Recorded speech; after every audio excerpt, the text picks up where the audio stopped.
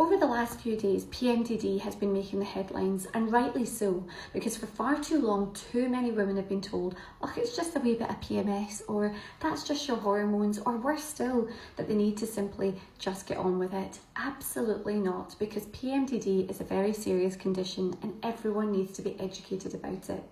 So for those of you who don't know, PMDD stands for premenstrual dysphoric disorder. This is a condition that is linked to the menstrual cycle, and it can affect not just your physical health, but significantly can impact your emotional and mental health. And this isn't simply feeling a wee bit emotional or a wee bit irritable before your period. For a lot of women, PMDD can bring on the worst form of anxiety, depression, overwhelming sadness, rage, hopelessness, and for some, even thoughts of self-harm or suicide.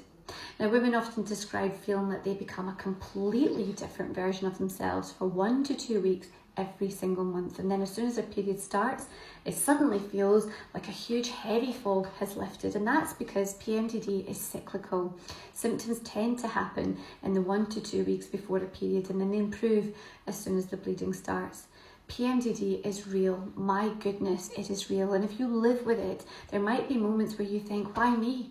Or this is so unfair. There can be anger, grief, frustration and exhaustion from feeling like you're fighting the same battle month after month, and all of those feelings are valid.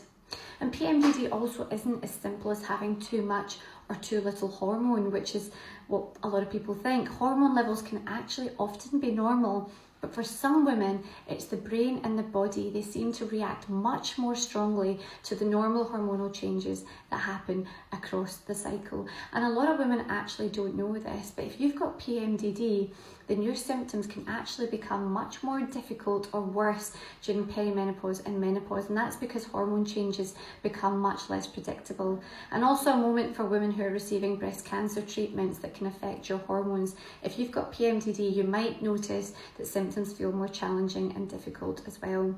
Now, although there isn't one single quick fix for everyone, there are some things that can help. Anything from symptom tracking and talking therapies to medication, hormonal treatments and specialist support, which we can refer you onwards for. You are absolutely not imagining it, and you do not simply have to put up with it.